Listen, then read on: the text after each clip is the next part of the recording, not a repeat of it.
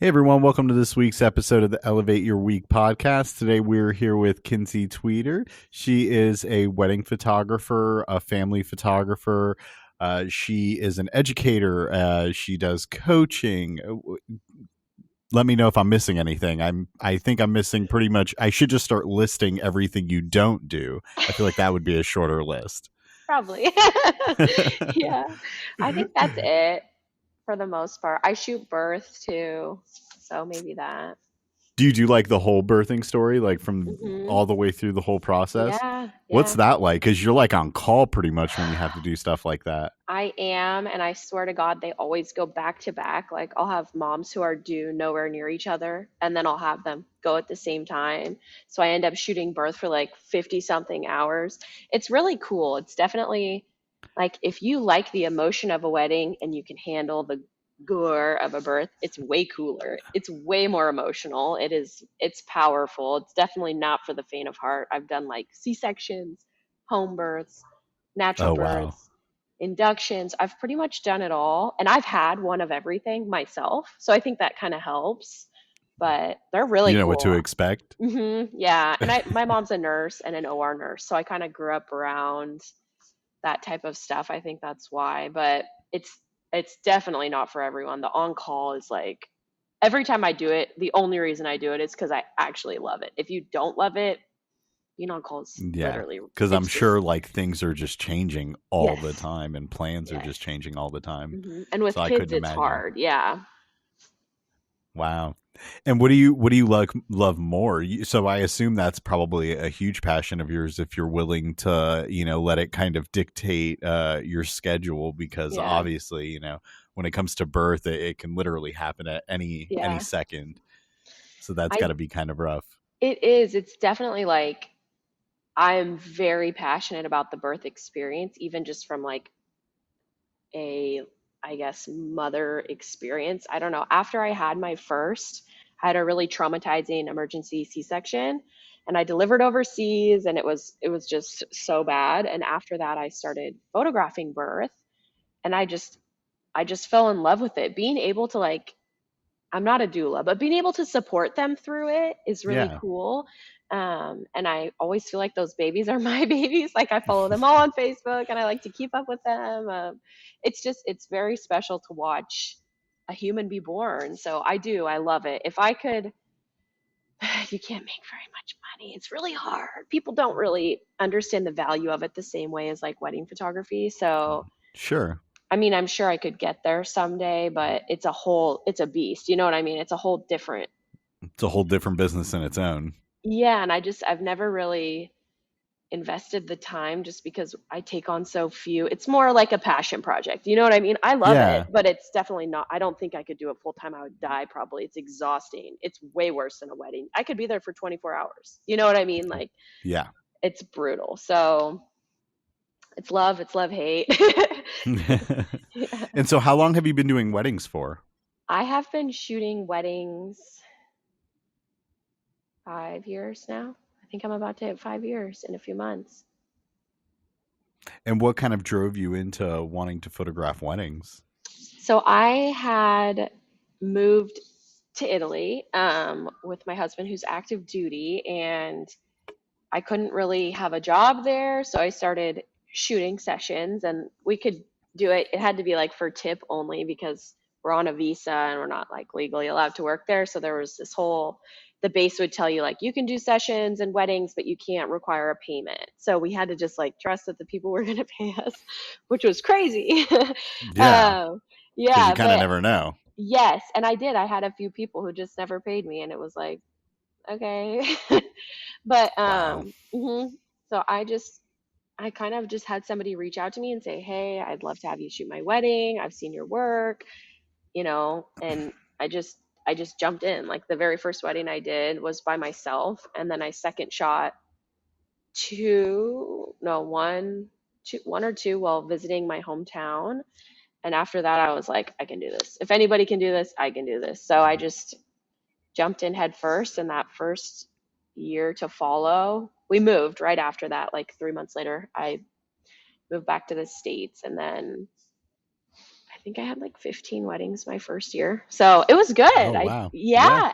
And I had moved like from another country to a new state and was able to book that many people. And And that goes to show, it doesn't really matter, where you're used to shooting or moving, mhm, as long as you put in the work so that you can get in front of that new crowd, you can yes. grow your business into something, Hmm. even in the first year, which that's incredible that you were able to nail down 15 clients within your first Yeah. year of actually, launching your business in the States. Very impressive. Yeah. This last move was my third. And I moved here, and the first full year I was here, I made over six figures. And I had never been here before. I had no client base here before. So it's totally doable. You just have to really know what you're doing, really. Yeah. Yeah. And you kind of come from like a similar kind of scenario as myself, Hmm. where when you were building up your business, you were kind of attacking it from like an I'm a photographer who happens to own a business, and then you Hmm. kind of see like all the areas where you're losing money because you're not really focusing on the business portion, and Hmm. then you become the photographer who the business owner who is a Yes. photographer. Hmm. Like, how did you like? What was your turning point where you realized that you needed to put all that attention and focus into your business? I had a friend who he became a photographer, and it was kind of funny because I had been shooting longer than him but not running a business yet. And so he Yeah. kind of had me like coach him through the how do I do photography, which like why are you asking me, right? But it just worked out that way. And probably a year into his new adventure, he told me I'm going to gross 100,000 this year, and I was like, if you can Not do bad. that, I can do that. You know what I mean? Yeah. So Oh, absolutely. that was the turning point. I was like, I know I can do it if he can do it. And so then I just started to really analyze like, what am I doing that's working? What is not working? How do I do better? How do I get more money? And not like necessarily like from one client, but like, how do I diversify myself? How do I attract more clients? How do I fill gaps? I started to really analyze like my annual income and how do I make it what I want it to be versus like, oh, I made 2 grand from a wedding. Yay. Like, if you're not looking at the whole picture, you're not going to meet your goals. So that kind of for me Yeah. was the turning point. And also, when you're not paying attention to those numbers and you kind of like have no idea where Hmm. you're at for the year or budgeting or, Yeah. setting yourself up to like meet those financial goals, you kind of get into a point where, you're like, okay, where's all my money going? I know I booked like 4 weddings last week, Yes. but I don't know where any of the money's at. Hmm. And a lot of times I've seen, that's a big part of it is that, you are making this more than livable wage, but you Yeah. don't really pay attention enough to the numbers, so it kind of just falls at the wayside. You end up Yes. overspending. Yeah. And I've seen a lot of especially beginning photography businesses completely fail because of that, because they don't really know what they're bringing in Hmm. or don't really have an idea of what they're spending. Yes. And I think a lot of people get overzealous with like, okay, I'm a photographer. I started making money. I need 10 cameras, 7 lenses. I need this software. I need that software. I need to hire an editor. I need an associate. And then you're spending every dollar you've made, and Yep. it's all like excessive. It's not actually moving you forward. Like you need to actually focus on essentials. I'm a minimalist when it comes to my business. I actually, up until maybe a year ago, was shooting with one body and two lenses. And that wasn't something I felt like I needed to do until, well, no, 2 years ago I got more bodies, but still, like, I have always been like, I just need the essentials. I have my two programs I edit with, and just focus, because when you Yeah. lose focus and you get excited by everything you're seeing, and oh, a new camera came out, oh, a new software came out, you'll spend all your money. Guilty. Yeah. My husband is the same. Nick totally is, so we balance each other out.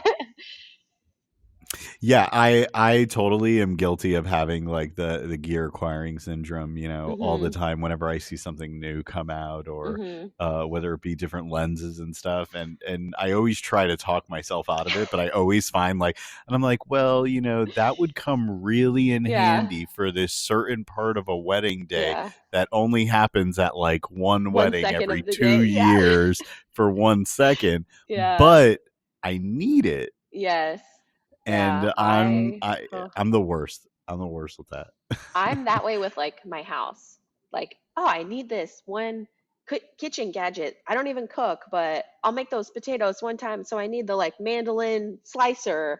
I don't do it with photography gear for some reason. And half of the time you don't even really know what like any of that stuff is anyways, Yes. or Yes. what it does. Yeah. I buy like a camera and I'm like, Yeah. okay, I'm still doing the exact same thing I was Yes. doing with my old camera. Yeah. Now I can do a little bit more, but why bother trying? Right. I fall into that trap a lot. Yeah. I end up buying the like ridiculous stuff. Like I probably have like 50 smoke bombs and a bunch of different like prisms and chandelier prisms and like the copper ring. I have a bunch of that crap, which is not expensive, but I'm a A lot of the hoarder of prop that. stuff. Yeah, the like special effecty stuff. Yeah, I went through that phase too. I have like a ton of them. They're all sitting in Yes. like a bag. Even those like old fractal filters, they looked like Yes. The brass little things. knuckles. Yes. Yeah, I had a pair of Yeah. those too, and I don't Yes. think I've taken them out of that bag since I Yeah. bought them I probably hardly I hardly 4 use years ago. anything other than smoke bombs anymore, but people hire me for it because they've Yeah, seen the photos and so it's like my number one request. I get asked to do them sometimes, but it's kind of like tricky because there's so especially like in a lot of the areas I shoot, like Colorado, and in a lot of Yeah. areas Oh, in yeah. Tennessee, they Mhm. don't allow smoke bombs Mhm. Yeah. anywhere. So you have to find like a very specific venue who will let you do it on Yeah. their property. And 9 times out of 10 in Colorado, that shit ain't happening because of Yeah. all of their fire restrictions and stuff. Mhm. So it's much more difficult to do it in places like that. I But bet. I could imagine in St. Louis, you can, especially in like a downtown area, you can totally find a ton of places to do Yeah. it. They don't normally Sure. even know what they are. Like the venues, I usually end up asking, and they're like, "I've never even seen that." And then I show them a photo, and they're like, "Yeah, sure." Like, Yeah, that cool. sounds great. Yeah. As long as it doesn't destroy anything. Uh-huh. That's like as long as you don't like turn anything a crazy color or like catch anything on fire, we don't care. Exactly, exactly. So what was like the hardest pivotal point in your business when moving through these different, countries and states Mhm. every time you guys have had to move? So my move, okay, so I moved to Italy, home, which is Washington State. Um, my second move to Washington, my husband was deployed, and I had just had a baby a year ago, and I was like 8 months pregnant. So that for me was really challenging. I was exhausted. I had no help. I was moving my business for the third time in like a year and a half. So that was really challenging. Gosh, when we like moved, they lost my stuff. I'm waiting on my gear and I'm trying to learn how to market to a new place. And we moved in November and I was due in February. So I was very pregnant. Oh, um, wow. yeah. And I had a 1 year old and almost two. So 2 year olds are crazy. And just trying to learn how to like do it solely alone. My husband had deployed once before, but I wasn't at a regular volume of business yet. So I had moved home and I had moved into scheduled sessions. Like I had scheduled stuff before I'd even gotten there so that I would roll straight into money and work. Yeah. Um, and I think I like bit off a little more than I could chew. I didn't have time to like edit and I was like up all night and I was also trying to figure out like how am I ever going to sleep enough to like deliver a baby? It was this awful time. Like it was great and it definitely taught me like if you can run a business on your own and parent and move to a country alone, you can do anything. So to me like after getting through that year totally alone and getting my like business, that was like my takeoff year. You know what I mean? I had Yeah. years where I was making okay money and booking weddings, but that was that year I booked like 15 weddings and I probably did like hundreds of sessions, and it was wild. I'd be driving from one side of the state to the other side of the state, taking my baby because I was breastfeeding. Like that year was hard. I could imagine. What was the moment when you were doing all of that and doing all Yeah. that work on your business? Like, what were the key things that you found when working on your business that actually helped you get to like that next level? Yeah. So definitely like a workflow. Workflow changed my life. And I know that's like a Yeah. simple thing to implement, but like having a schedule, especially when you're like raising kids, like it has to be to a T. Like this is what time I'm waking up. This is what time I'm going to edit in the morning. This is what time I'm going to do this. This is what time I'm available to do calls and sessions. So getting really structured was huge for me. And then, figuring out exactly how to like learn the new market and how trends are different in different locations. For me, Yeah. that move was the first time I had like assessed, okay, people in Italy wanted this, people in Washington want this, people in my hometown wanted different things than Seattle because it was a few hours away. So I really started to like dive into what makes people tick, what makes people spend, what makes people attracted to you as a business owner. And once I started, it's like psychology. You know what I mean? Once I started to like assess, Yeah. like, these are the areas, these are their desires in the different areas.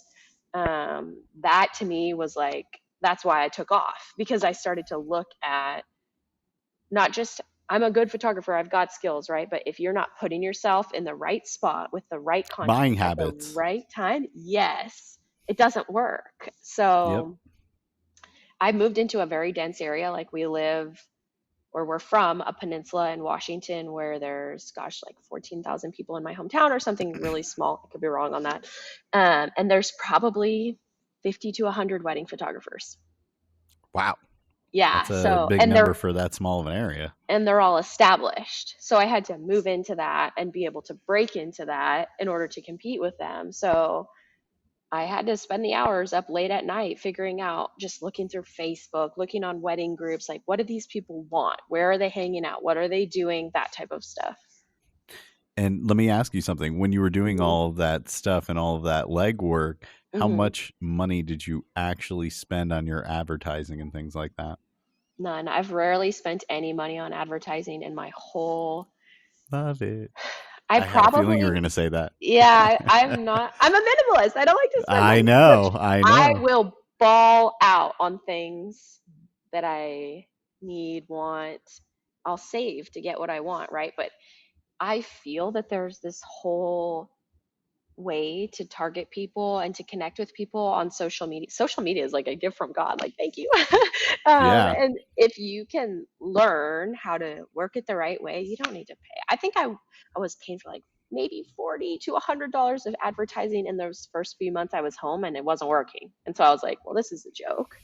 So I just. Like boosting Facebook posts and things Hmm. like that. Yeah, and I didn't know what Yeah. I was I've doing. I'm never. like targeting the people, Same. like. I'm like, I'll just target. Okay. So if I do people up to 65 and just do the whole US, I'll get more people, right? That's how it works. Yeah, yeah. Yeah, yeah. Put $100 into it. It's good.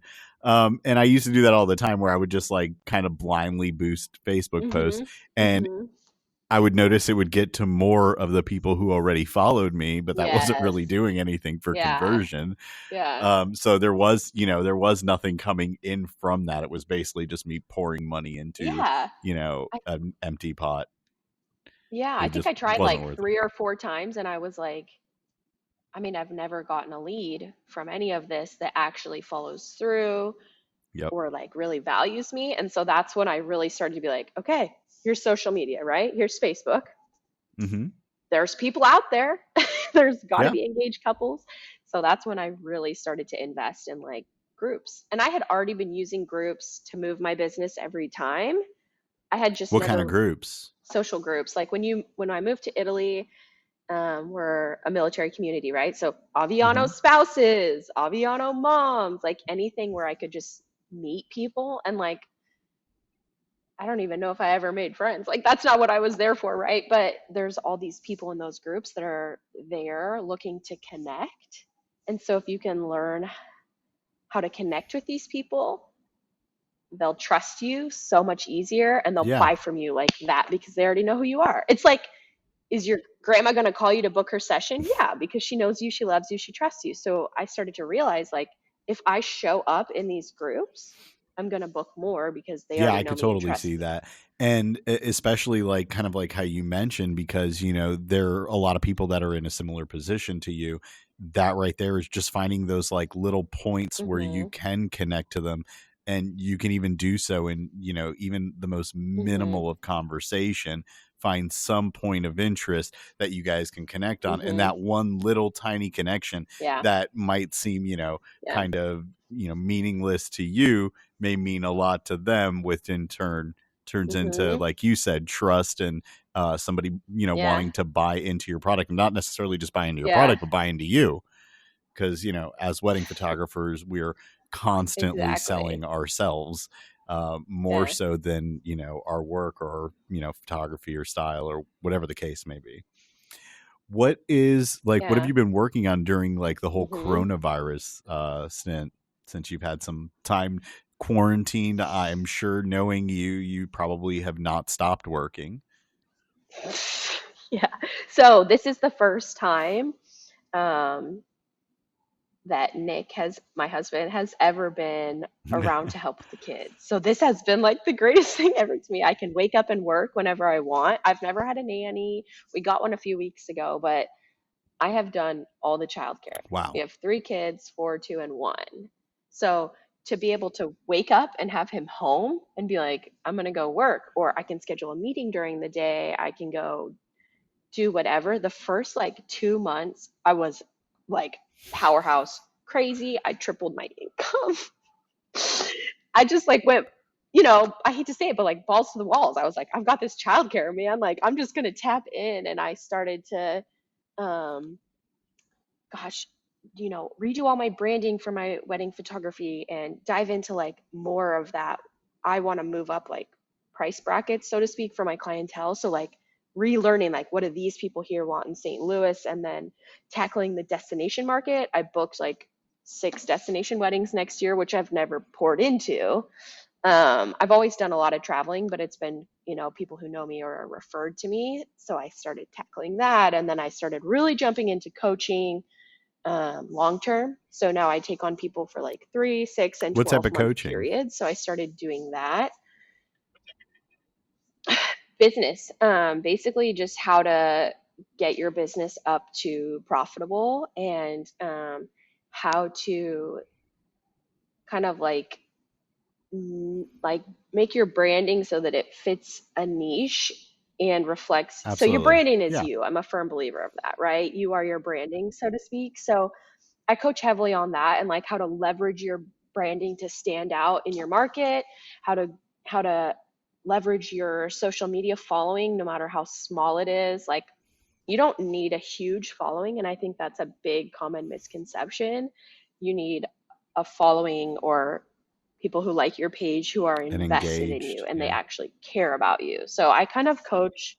Yes, I coach on, how to use those things, branding, and really cultivating a Very community cool. to like Very grow cool. your business And basically. in addition to that, Yeah. Kinsey's going to be working with us on some courses that'll be released soon, including her 30K Yeah. in 30 days course, which I'm going to let you kind of tell us a little bit about that course, because I know about it from our Yeah. discussions, but it's Yeah. definitely a very interesting idea. Hmm. Go ahead. Yeah. So um, I had kind of similarly applied the way I search for people when I move my business to learn how to sell mini sessions. So this last year, I did like 160 of them, and I had zero paid advertising, and I think I ended up making like $34,000 in 30 days. So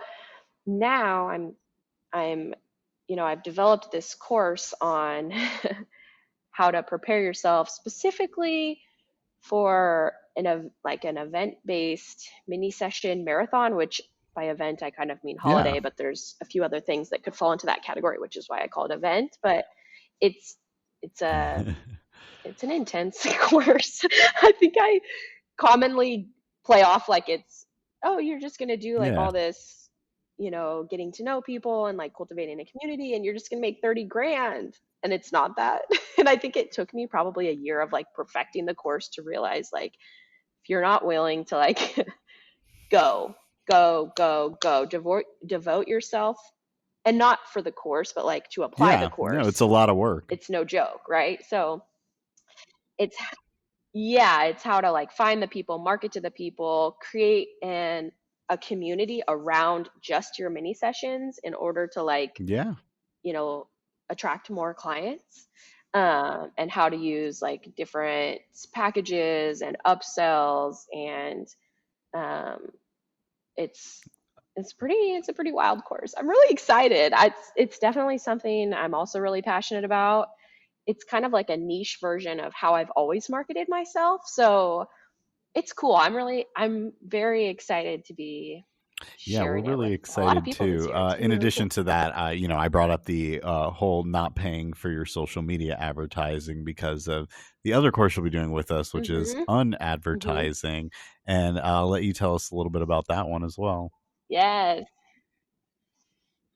Yeah, so that definitely goes back to like using social media groups to do what I call like unadvertising or pre-advertising. So it's just, you know, sharing the right content at the right time with the right people in the right places. I'm trying not to give away too much information.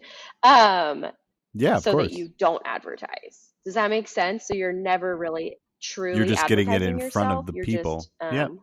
leveraging your content. Yes. So um, I really believe that if you validate yourself to people without selling yourself, you don't have to advertise. And that's how the mini sessions work. That's how I book my weddings. You will never see me post unless I'm doing a sale, which is a little different. You'll never see me post like now booking July weddings. Like I am, You should just yeah, assume I'm I'm just not always that booking person, weddings, and not just July. Yeah, same. I'm booking 2022 right now. I'm almost totally booked for Most of next my year. next Yeah, year was I have like taken two up spots left. from It's this wild. year, but we Busy definitely getting schedules. a little bit more for Hmm. 2022 now. I'm noticing starting to get a lot of people. You always see like that trend where Yeah. they'll start trickling in for January, February dates, and then it'll slowly just get Hmm. further and further down the calendar as the time goes Hmm. on. So it's always very, very great. It's wild. I can't believe we're looking into 2022 right now. 2020 Like, was where did spent in our 2020 living go? rooms, surprisingly enough, and in front of our computers for some of us. Hmm. Hmm. It's been Yeah. wild. How did you Yeah. find Yeah. what's the hardest part about trying to balance, your professional life and your business life with having kids?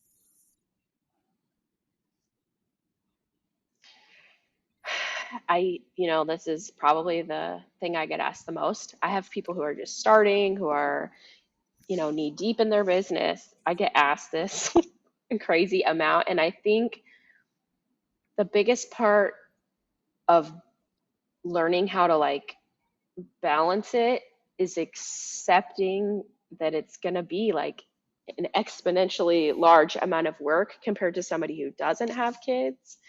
I think once I just decided, like, yes, I have kids, but no, they are not going to stop me, slow me down, nothing. Like, I had to mentally accept, like, this is going to be brutal. I don't sleep. I still don't sleep. I have a 1 year old. Like, I do not sleep. I wake up really early. I go to sleep really late. I'm editing at weird hours. Whenever I fly, I was just telling my husband, I get so much work done That's because like I your don't have alone time. kids. So I think it's, yes, I think you just have to accept, like, I am choosing right now to build something for my future. So I sacrifice in other areas. You don't find me like going out with friends. I mean, I do it, but it's a rarity. You don't find me like just going to the mall to like hang out and shop. I have my groceries get delivered. My my kids are on a pretty good schedule. Every hour of my day, week, like I do not stop. And if you're not prepared for that, I would wait for kids, to be honest, because my sister's running a business too, and we talk about this all the time with babies. You you can't you can't wait. You can't control when they need you. You can't control when they're not going to sleep, when they're going to cut teeth, when they're going to get sick.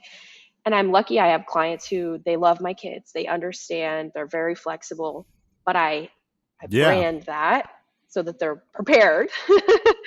um, and I go 1,000 miles an hour at all times of the day, Yeah, and I could to be imagine honest. like you never really get a break when you're having to kind of balance that time, and especially like you said, building those routines and schedules, Hmm. so that you can stay on task Yes. is kind of even crazier because you can't like Hmm. even come off task for a second because that could ruin your whole day. No, and I have it all like figured out. Like in the morning, we do breakfast and then, we play together. And then as soon as we're doing like nap time, it's like go 2 hours of like, I do not leave my computer. I do not anything. I just edit or answer emails, make phone calls. I just have to be like, Yeah, you don't get to be like, man, I'm tired today. You know what I mean? I do have days like that where I just have to take a break, but it's not something I choose to schedule in regularly right now. And I have, like I said, a 4, 2, and 1 year old. So right now is different than give me 2 more years. yeah, I'll probably have a little more free time. You know what I mean?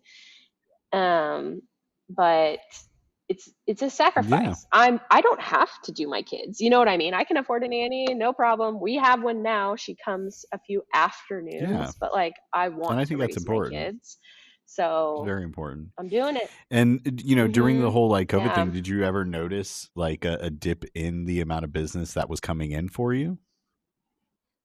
Yay. No. I uh That was I amazing. tripled my income. Yeah, but again, I think that everything with like running a business, whether you have kids or Yeah. not, just running a business, it's a choice. I am going to work. I'm going to succeed. I'm going to grow. And a lot of people, I think, when COVID hit, they're like, oh no, Same. uncertainty. I do really well under pressure, and I like change. I like a challenge. Everything to me is like, this is like a new puzzle of like how to make my business work. So I think it's mindset, really. You just have to make the tough choice. Like, this is going to be, I'm going to have to try something new, and it's going to work if you're willing to throw everything else out the window and just be like, all right, we're doing Yeah, this. and We're I doing think that's something like a new. We're going to really, make it really work. hard realization for some people to have, like, especially when they're faced with the fact that, Hmm. their clients are canceling or rescheduling, everything's kind of stopping. So their money stops coming in and they're like, Hmm. well, shit, what do I do now? Yeah. And it just inflicts a level of fear into them where they're like, Yes. what do I do now? Because now I can't work. Hmm. I don't have a business, and it's definitely really scary. Yeah. Luckily I'm kind of in a similar mindset as you. I was just like, I gotta work on the next thing and start, Hmm. figuring out ways that I can still Yes. bring that income because I don't know when weddings are going to come back. And even though they've kind of slowly started trickling back to Yeah. normal Yeah. somewhat, there's still like that whole level of uncertainty in the wedding Hmm. industry right now that like nobody really knows where anything's Yeah. going.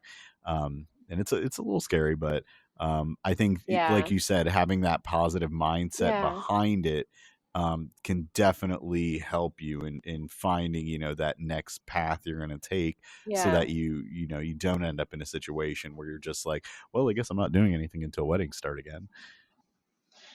I think too, it's really important to remember, like, especially with Yeah. a job that's physically demanding and depends on other people to participate, all these different variables, right? You can't just No. rely on one thing. That's not possible. And I think that a lot of people were like, well, I'm a wedding photographer. Now what do I do?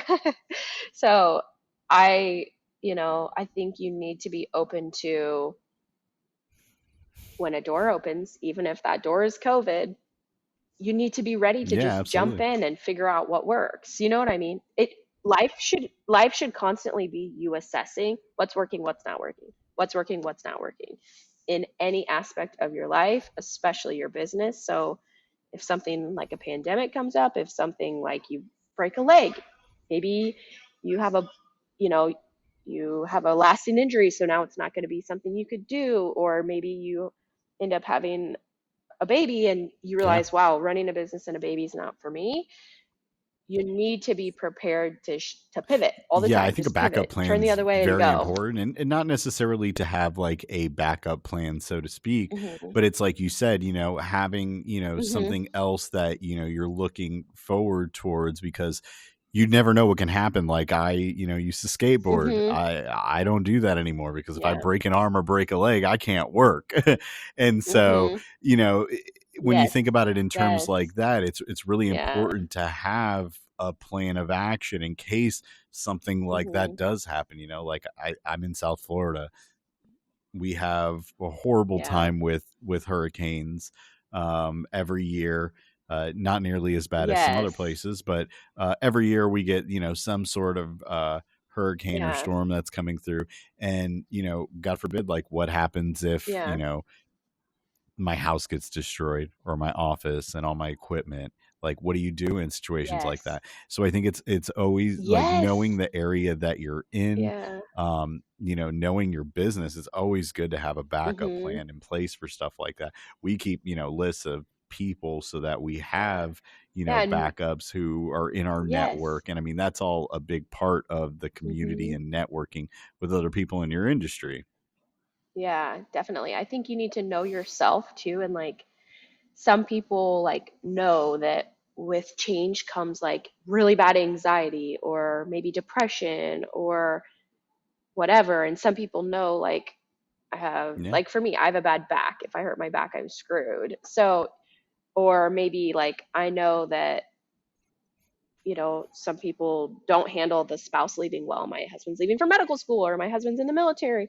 You have to know what is your variable. What's your variable? And what's your plan if that variable comes into play? Because it might come Yeah. into play without you Like having a now. say. You know what I mean? So you have to be ready I for mean, it. there's no better Yeah, I reference know. than Yeah, COVID. I know. It feels 2020. like the weirdest episode of like the weirdest Twilight Zone. It just still doesn't seem real, especially. Hmm. I'm waiting for the aliens. I mean, we've had everything at That's this point. true. If they're going to That's show up, true. it's going to be Very now. true. Well, Kinsey, thanks so much for taking the time to talk to us. Everybody, make sure to follow Kinsey at all of her social Yeah. medias at uh, Tweeter Visuals on Facebook and Instagram, and Mhm. her website, tweetervisuals.com. Mhm. Thanks again for watching, and have a great day.